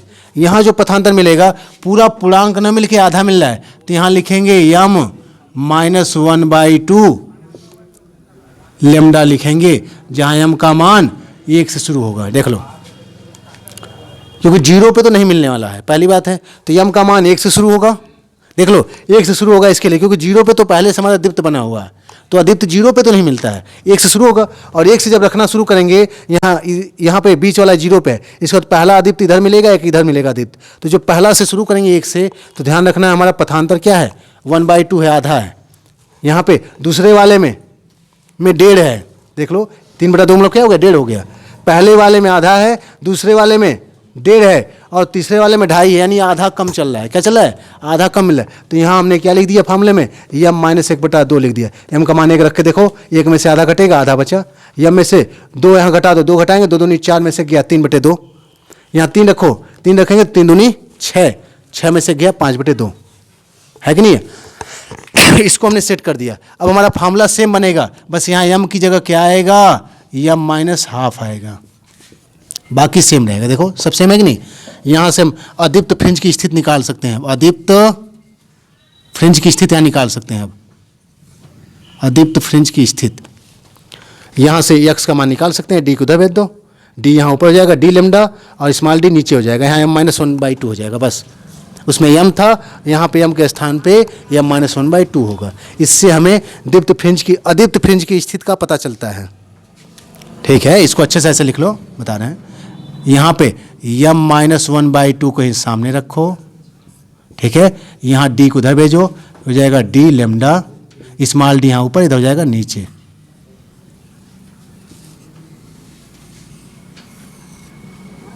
ठीक है, अब यहाँ पे m बराबर 0 नहीं, m बराबर क्या रखेंगे यहाँ पर, 1 2 3 ऐसे डॉट डॉट रखकर क्रमशः अदीप्त फ्रिंजों की स्थितियाँ हमें क्या प्राप्त हो जाती हैं। देख लो, जब हम क्या रखेंगे, यहाँ पर 1 रखेंगे तो क्या मिलेगा हमें, यहाँ पे 1 रखा जाएगा तो 1/2 आएगा ना, यही ना, यहाँ पे आ जाएगा 1/2, तो जाएगा यहाँ पर d लेमडा बटे 2d, 1/2 आ गया। यहाँ सामने लिख दे रहे हैं 1/2, ऐसे लिख दें 1/2, 1/2। फिर देखो दूसरा क्या मिलेगा, जब 2 रखेंगे, 2 में से 1 घटाओ आधा, 3/2 आ जाएगा, 3/2 d लेमडा बटे d। ऐसे ही डॉट डॉट के हो जाएगा, 3 रखेंगे तो यहाँ 5/, आ जाएगा 5/2 d लेमडा बटे d, डॉट डॉट प्राप्त हो जाती हैं। यानी इस सूत्र में हम रख देंगे तो हमें प्राप्त हो जाएगी। ठीक है, अगर पिछले वाले पे ध्यान गौर करो तो यहाँ पे एक 0 अतिरिक्त था, मान लो 0 पे, और यहाँ हाफ नहीं था। ठीक है, यहाँ सीधे 1 2 3 4 सीधे होता चला जाता। यही वाला देखो हर जगह मिलेगा ही, उसमें 1 था तो वहाँ पे 1 मिला था, पहला उसमें 0 भी था तो 0 मिला था, 1 था तो यहाँ 1 मिला था, 2 था 2 मिला था, 3 ऐसे क्रम से मिले थे। यहाँ सीधे 1 d लेमडा बटे d, 2 d बटे लेमडा d मिला था ऐसे। ठीक है, इसमें क्या मिला, इसमें मिलेगा हमारा 1/2, यहाँ पे देखो 3/2 मिलेगा, 5/2, ऐसे 7/2, 9/2 ऐसे मिलते जाएंगे यहाँ पर। तो इसको नोट कर लो, लिख लो 2 क्रमागत, किन्हीं दो लिख लो, फ्रिंज की चौड़ाई में लिखो किन्हीं 2 क्रमागत दीप्त फ्रिंजों, किन्हीं 2 क्रमागत दीप्त फ्रिंजों के बीच की दूरी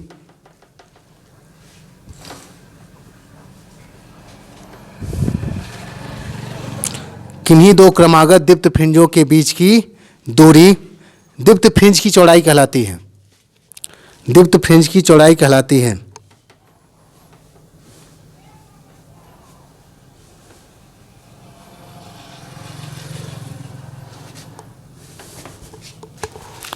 किन्हीं दो दीप्त फ्रिंज की चौड़ाई कहलाती है। हो गया। इसमें लिख लो माना, माना यमवी, माना लिख दे रहे हैं, माना यमवी तथा, वैसे एमओ हम लोग भी जानते थे, एमवी पहली बार सुन रहे हैं।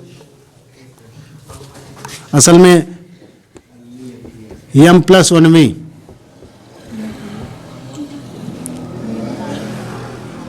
एमवी तथा एम प्लस वनवी फ्रिंज, फ्रिंज की स्थितियां क्रमशः दीप्त फ्रिंज लिख लेना, क्योंकि बात दीप्त फ्रिंज की हो रही ना। दीप्त फ्रिंज की स्थितियां क्रमशः, मान लिया क्या है, यक्ष्यम तथा, जैसे इसको हमने एक्सएम मान लिया, तथा अगले वाले को मान लिया एक्स प्लस यक्स यम प्लस 1 है। तब सूत्र हम लोग पढ़ चुके हैं, देखो है कि नहीं। अगर एमओवी फ्रिंज है तो उसकी स्थिति क्या होती है, उसकी स्थिति हो जाएगी यक्ष्यम बराबर हो जाएगा एमओवी फ्रिंज है तो यम दीप्त के लिए डी लेमडा बटे स्मॉल डी। एक सिंपल सा फॉर्मूला याद कर लोगे तुमको याद रहेगा। देखो अगर एमओ का हमें निकालना दीप्त के लिए, तो स्थिति अगर निकालना है तो डी लेमडा बटे डी स्मॉल डी सभी में रहता है, चाहे दीप्त हो चाहे अदीप्त हो। अगर ये एमओ है तो यहाँ पे एम लिखेंगे, एनवा है तो एनवा लिखेंगे दीप्त के लिए। अदीप्त है तो इसमें से 1/2 घटा देते हैं, 1/2 क्या कर देते हैं, पीछे चले जाएंगे। तो यहाँ पे देख लो, तथा यक्स यम प्लस 1 क्या हो जाएगा, यक्स एम प्लस 1 ये हो जाएगा हमारा। यहाँ पे क्या रख देंगे, एम प्लस 1 रख दिया जाएगा, डी लेमडा बटे स्मॉल डी हो जाएगा। समझ में आया कि नहीं आया? ठीक है। यहाँ पे जिसको भी निकालना है उसी को रख दो बस, तुरंत, आसान सा एकदम है। दीप्त में ही है D lambda, capital D lambda बटे स्मॉल डी लिखते हैं, जो भी है उसी को रख दो यहाँ पे। अब आ जाओ, हमने क्या परिभाषा लिखवाया, दीप्त फ्रिंज की चौड़ाई किसे कहते हैं, दो क्रमागत, कोई क्रम से ले लो, हमने क्रम से नहीं लिया, हमने एम1 लिया और एम प्लस 1 लिया, क्रम से ले लिया तो क्रमागत है कि नहीं है। कोई भी क्रम से दो दीप्त फ्रिंज उठा लो, उनके बीच की जो दूरी है उसी को कहते हैं दीप्त फ्रिंज की चौड़ाई। तो यहाँ बताओ दीप्त फ्रिंज की चौड़ाई क्या हो जाएगी, दीप्त फ्रिंज की चौड़ाई, फ्रिंज की चौड़ाई W बराबर हो जाएगा, घटा देंगे इसमें से यक्स यम प्लस 1 की स्थिति में से, इसमें से इसको घटा दो, ये हमारा एक्सएम है, ये हमारा एक्सएम है, और क्या है, ये है एक्सएम प्लस 1, इसको घटा दो एक्सएम प्लस 1 में से एक्सएम को, तो बीच की दूरी निकल या नहीं निकल जाएगी, एक्सएम। तो हो जाएगा हमारा, देखो एम प्लस 1 डी लेमडा बटे डी स्मॉल डी माइनस हो जाएगा एम डी लेमडा बटे स्मॉल डी। ठीक है।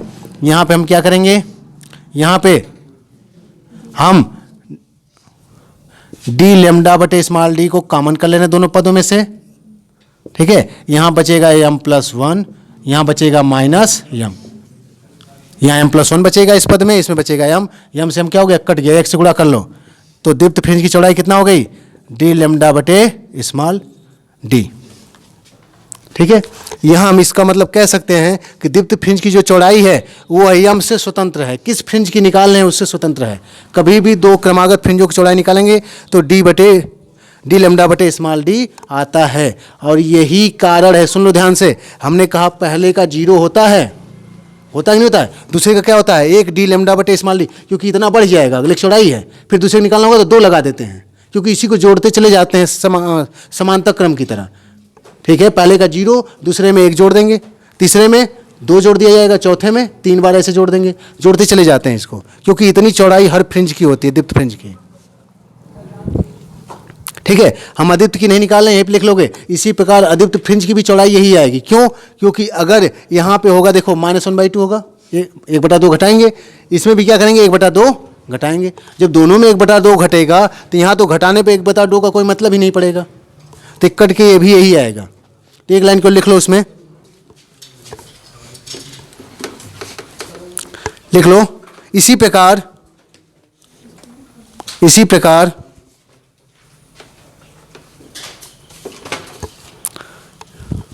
अदीप्त फ्रिंजों की चौड़ाई भी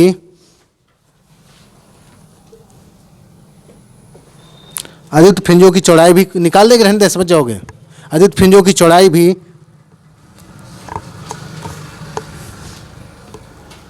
डी लेमडा बटे कैपिटल डी लेमडा बटे स्मॉल डी ही है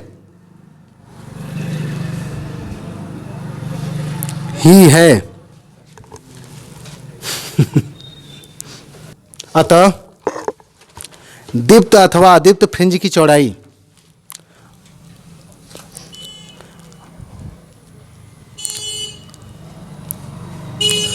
अतः दीप्त अथवा अदीप्त फ्रिंज की चौड़ाई, ये लिख लो, डी बराबर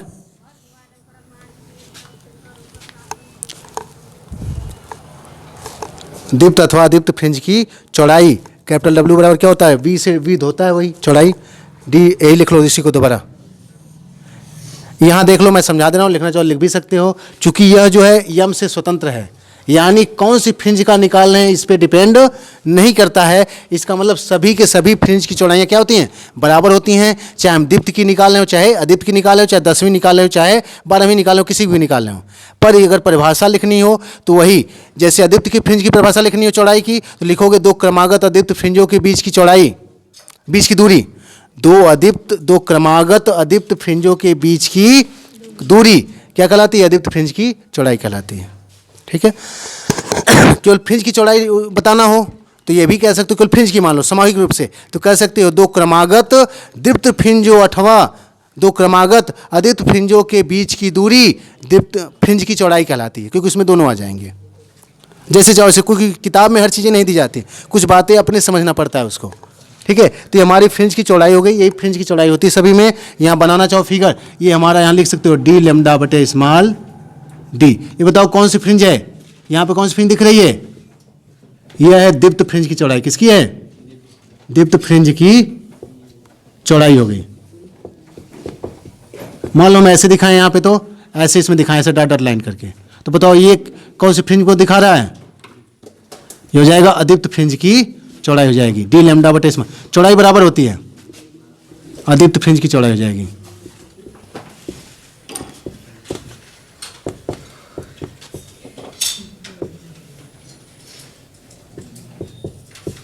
ठीक है, तो एग्जाम में भाषा स्टार्ट कर सकते हो, बाकी जो मुख्य बातें लिखते जाओगे धारा प्रवाह एकदम से, और जहाँ फिगर की जरूरत लगे वहाँ बना सकते हो, कोई दिक्कत नहीं। और फिगर रनिंग बनाना है, बस इतना लग जाए कि हाँ तुम्हारे पास जानकारी है इस चीज़ की। ठीक है, समझ आ गया, क्लियर। किसी अदीप्त अथवा अदीप्त फ्रिंज की कोड़ी फ्रिंज चौड़ाई, कोड़ी फ्रिंज चौड़ाई क्या है थोड़ा सा देख लो। जैसे हमने फिगर बनाया था, यहाँ पे S1S2 था, नहीं फिगर नहीं, उसी से काम चलेगा ना, उसी, अभी तो वही टॉपिक हमारी है। यहाँ पे मान लो ये हो गया O, ये O था हमारा, ये था C, यहाँ से मान लो थीटा कोण पे था, ये किस पे था, ये थीटा कोण पे, ये मान लो X था, ये क्या हमारा D है। एक तरह से देखो तो यहाँ जो कोण एक तरह से हमने पहले बता दिया, ये दूरी कुछ ज़्यादा ही होती है, तो इसको हम करीब में लेते हैं। मान लो ये XM हो गया, तो ये हमारा कोण मान लो थीटा M हो गया, यानी जो एमवा फ्रिंज बन रहा है, मान लो X कोण बन रहा था, X दूरी पर थीटा कोण बन रहा था। मान लो एक्सियम दूरी पे कोई फ्रिंज है और उसका कोण कितना बन रहा है, थीटा एम, तो कोण बराबर क्या होता है, चाप बटे त्रिज्या होता है कि नहीं होता है, कोण बराबर क्या होता है, चाप बटे त्रिज्या। तो यहाँ से हमारा जो थीटा एम होगा, कोणीय स्थिति इसको कहते हैं, क्या कहते हैं इसको, यह कोण के हिसाब से स्थित हो गई, समझना ध्यान से, यह किसके हिसाब से स्थित हो गई, यह केंद्र O के हिसाब से स्थित हो गई, दूरी के हिसाब से। यहाँ एक कोण के हिसाब से स्थित बताएगा, 0 अंश पे पहला फ्रिंज बनेगा यहाँ पर दीप्त फ्रिंज, उसके बाद किस कोण पे, कोण के हिसाब से बनता जाएगा। तो ये कोणीय स्थिति बताता है, कोण बड़ा होता है चाप बटे त्रिज्या, एक्सियम बटे डी होता है। और एक्सियम का मान अभी हमने निकाला है जस्ट, यम डी लेमडा बटे स्मॉल डी हमने निकाला है अभी, लेमडा बटे स्मॉल डी हमने निकाला है। यहाँ कैपिटल डी पहले से, कैपिटल डी से कैपिटल डी क्या हो गया, कट गया, तो थीटा एम बराबर क्या आ गया, ये आ गया एम इंटू लेमडा अपान क्या आ गया, डी आ गया। समझ में आया कि नहीं है, ये कोणीय स्थिति का फार्मूला हो गया। तो कोणीय स्थिति में सुनो ध्यान से, कोणीय स्थिति एम बराबर 0 रखोगे तो पहला 0 अंश पे मिलेगा, दूसरा अगर दीप्त फ्रिंज चाहिए, दीप्त फ्रिंज, तो एम बराबर 1 रखो तो लेमडा बटे डी पे ऊपर भी बनेगा उतना कोण पे, उतने कोण पे नीचे भी बनेगा, लेमडा बटे डी कोण पर। दूसरा निकालना है तो फिर से 2 रखो, 2 गुना बनेगा, 2 लेमडा बटे डी पे बनेगा। तो असल में लेमडा बटे डी दूरी पे बनता जा रहा है, तो यहाँ कोड़ी चौड़ाई लेमडा बटे डी ही आने वाली। जैसे पिछले वाले में क्या था, पिछला वाला जो स्थिति थी यक्स के हिसाब से थी, तो इसमें पहले एक लाइन लिख लो, लिख लो एमवी फ्रिंज की कोड़ी स्थित, एमवी फ्रिंज की, इतना ही लिखो, ज़्यादा मत लिखो, एमवी फ्रिंज की कोड़ी स्थित, कोणीय स्थित, ठीक है, इतना आ गया। तथा अब हमें क्या चाहिए अगला, क्योंकि कोड़ी चौड़ाई निकालना है, तो कोड़ी चौड़ाई भी सेम रूल वही फॉलो करती है। 2 क्रमागत दीप्त फ्रिंजों की जो कोड़ी चौड़ाई है, दोनों की कोड़ी स्थित के बीच, जैसे क्या था, एक था फ्रिंज की चौड़ाई, हमने कहा 2 क्रमागत फ्रिंजों के बीच की दूरी, तो यहाँ लिखेंगे 2 क्रमागत फ्रिंजों के बीच की कोड़ी स्थित। पहला फ्रिंज मान लो इसमें बन गया, एक फ्रिंज हमारे यहाँ एमा बन गया, एक बन गया एक्स प्लस एम प्लस 1 पे बन गया, ये दोनों है, ये एमी फ्रिंज है, ये एम प्लस 1 फ्रिंज हो गया। दोनों के बीच की जो कोण होगा इसी को कहेंगे क्या, इसी को कहते हैं कोड़ी चौड़ाई है। कौन चौड़ाई है, ये कोड़ी चौड़ाई हो गई। तो ये जो कोण बना है थीटा एम बना है, और एक्स प्लस 1 पे जो बनेगा एम प्लस 1वीं फ्रिंज की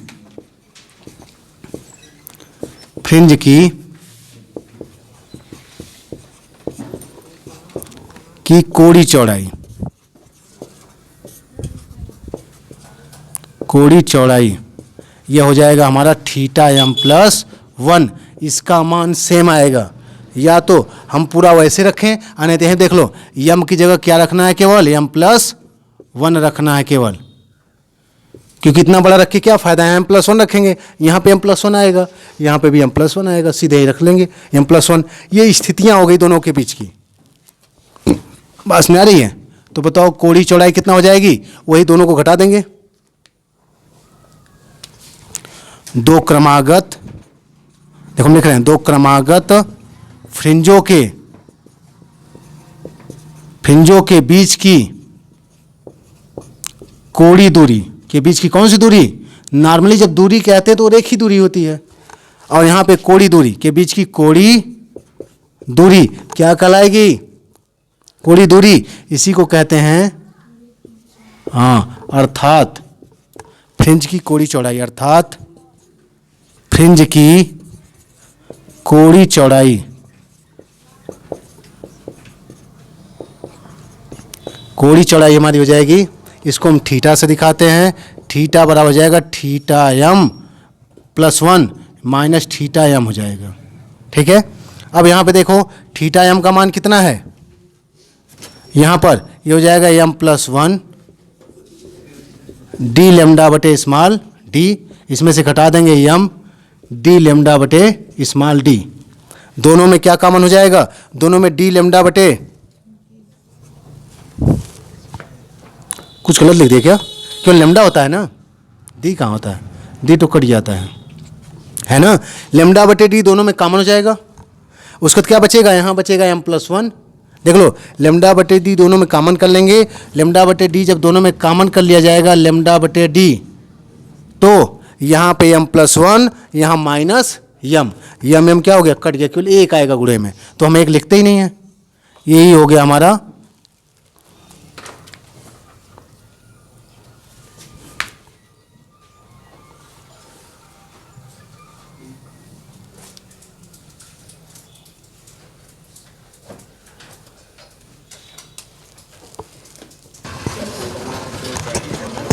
कुछ दोबारा इसमें पूछना है।